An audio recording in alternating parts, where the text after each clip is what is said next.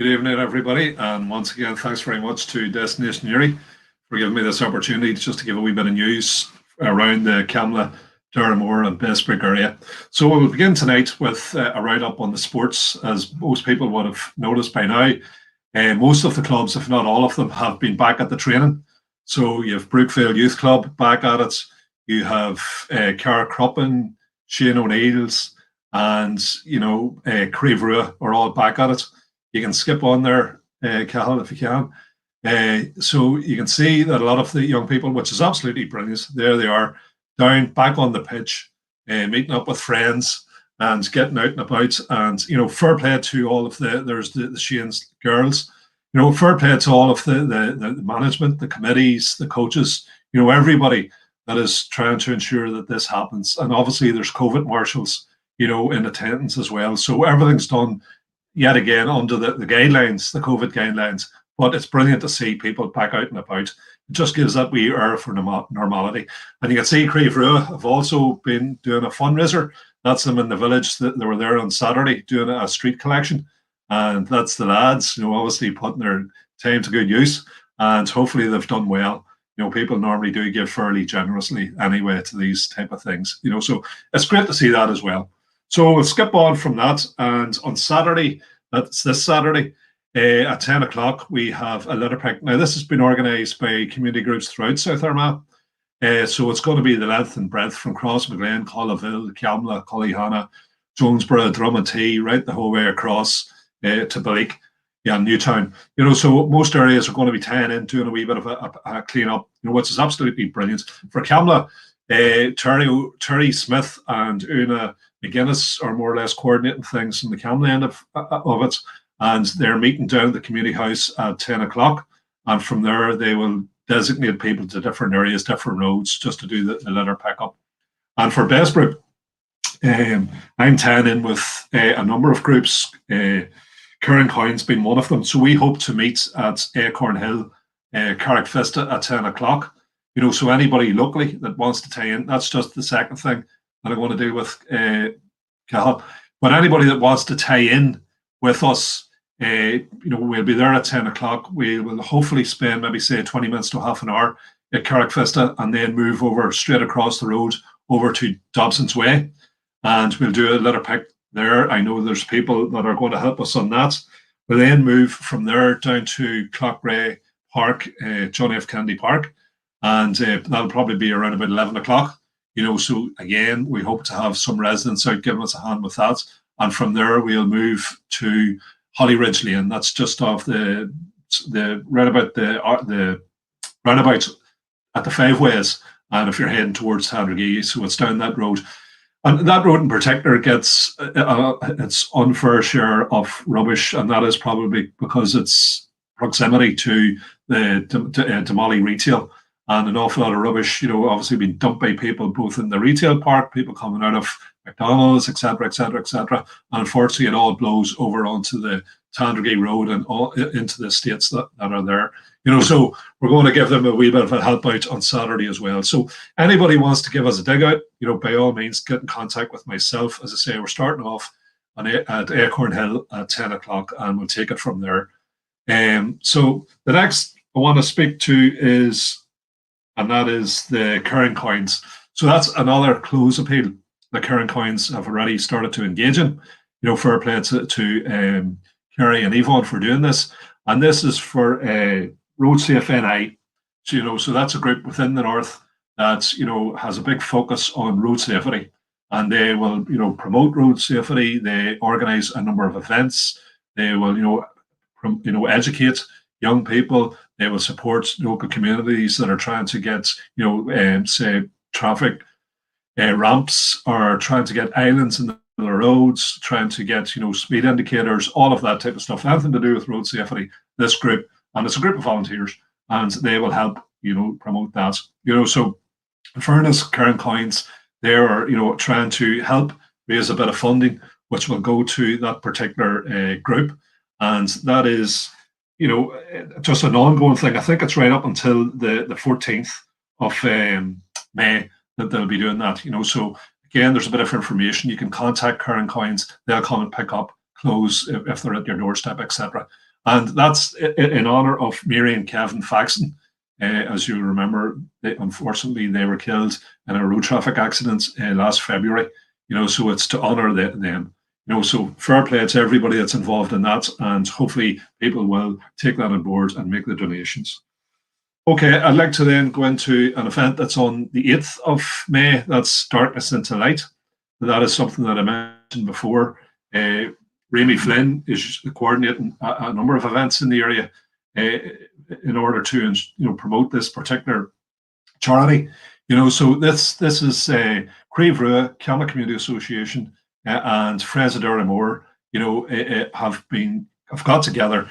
They're organising a walk, a 5K walk down in Durham Woods. It's because it's Darkness into Light. It starts at 5:15, and it will walk. Obviously, by the time we're finished it'll be bright. So that's where the Darkness into Light comes from. This is in aid of suicide prevention services. So any donations can be made directly to Piata House, and Electric Ireland is also one of the sponsors, as you can see from the poster. But and donations can be made on the day, to either myself or any of the organisers from Creve Rua or the community association, on the morning. So it's open to everybody and anybody. Of course, we will have to, adhere to the COVID, guidelines, which we intend to do. But it should be a great event. It's outdoors. We can space ourselves out, and we can, obviously, it's a healthy way to make a bit of raise a bit of funding as well. So for a very, very worthy cause. So very, very happy. And by the way, 50% of what's raised locally will go to PIPS, the local branch of PIPS. So that's fantastic. Again, another worthy cause. So there's some of the PIPS stuff there. So next on the list, Cathal, is this is to do with the new Newry City Centre regeneration. And why I'm going to mention this is because this is a very, very important project that has been rolled out. The lead partner is the Newry Morning Down District Council. This is a massive investment in Newry City. This is something that will take, hopefully, Newry out of economic decline. It is definitely something that is needed at the moment, because of obviously the impact that COVID has on the economy and, on jobs. I was even just looking at figures today that unfortunately the number of people that are now applying for job seekers, has risen, because of the level of unemployment. So this is something that's going to bring jobs to Newry City. Obviously, the building of any of these projects will create construction work as well. So there's 20 million set aside by the council. There's an external investment of 11 million. 8 million of that is from the city region deal, the Belfast City region deal, and that's a fantastic investment. Now, it's all subject to obviously getting through the economic appraisal. So that's obviously a bunch of economists taking a look at the plans, seeing whether they stack up, and hopefully and it looks very good at the moment because there has been an outline business case already done in this. But if it stacks up, then absolutely brilliant. Now, there has been a wee bit of controversy, as ever. If we were to build a new hospital, there'll be controversy around that too. That's just the way things are. But hopefully that can be dealt with. For example, the car parking issue. There was concerns, obviously, from the cathedral. Hopefully that should be sorted out. The Department for Infrastructure are going to do a very comprehensive review of car parking in Newry. There's something like 50 acres of car parks in Newry. But if you were to start from scratch, you certainly wouldn't have the car parks where they are. You'd do it an awful lot more efficiently. So hopefully this will, bring good information to the table and shape, a more efficient car parking system and traffic system for the city. You also have some people raising concerns about the Civic Centre. The Civic Centre isn't just a civic centre, it's also a regional hub. And what I mean by a regional hub means that, and Conor Murphy, our Minister of Finance, has already announced this, that there's a number of major towns and cities around the north where they're going to redistribute civil servants out of Belfast and bring them into other hubs. Newry is one of them. So it means people that are, say, civil servants that work in Belfast, can, work more closer to home. But it also brings, more into the local economy for Newry, because if you've got more people working in the town, that's more footfall. That obviously benefits the local shops. It benefits the local restaurants, local cafes, etc. So everybody gains from it. And that creates employment. So there's a massive opportunity. But not only will the civic centre and regional hub provide all of that, you have to consider, where the bulk of the council, employees work at the moment. It's not fit for purpose, and obviously, particularly myself as a councillor, we have a duty of care to the people that work for us. So if you've got a place that's not fit for purpose, and people are trying to work in crammed offices, you're not getting it. Apart from the fact that it obviously affects their health, but you're not getting a proper return for what you could be getting if people are working in a much healthier and better environment. And that's why it's also important. And the other thing is, if and when the offices in Monaghan Row are vacated, the Southern Health and Care Trust, has their eye on it to expand Daisy Hill Hospital. Now, within Daisy Hill Hospital, there are different departments that need space in order to develop. For example, the radiographers want to develop a renal unit. They haven't got the space to do it. If you free up administration, it moves down to Monaghan Row, then that gives them the opportunity to do that. That secures, if people are serious about securing the future of Daisy Hill Hospital, then they're going to have to start thinking outside the box. Here is an opportunity. We need to take it. So there's a multitude of reasons why the Civic Hub, along with the theatre, along with the streetscape, that's a public realm, £5 million worth of money going into, and that's coming from the Belfast Regional City deal, is going into, improving the streetscape, in the centre of Newry. Absolutely fantastic. It will completely transform it. And the thing about a Civic Hub, I've worked in Dundalk for 10 years. I could see what they did in Dundalk when they built a new Civic Hub there. When you have investors always take a look to see what way local government's operating before they invest. If they think that you're taking your job serious, then they'll take the area serious. And that's how you get investors. That's why the likes of Dundalk is so high with foreign, FDI, foreign direct investment. So that creates jobs as well. And that's the sort of thing. So the Civic Hub wouldn't be some type of shiny new sports car. Look upon it as a JCB, something that's going to work for you. So it's vitally important that people support this project. There is a consultation out at the moment.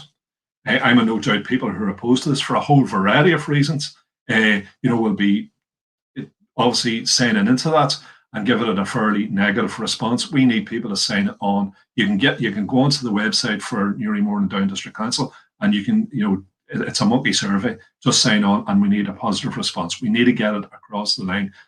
The other thing about it is, obviously, part of the Newry City Regeneration is the park, the city park, and the Southern Reef Road as well. Again, they will all require external funding, and everybody needs to row behind this project as a whole. This will completely transform Newry. It will secure jobs. It will attract more investments, and it can only augur well for the future for the city. But it's vitally important that people aren't indifferent to it or negative to it.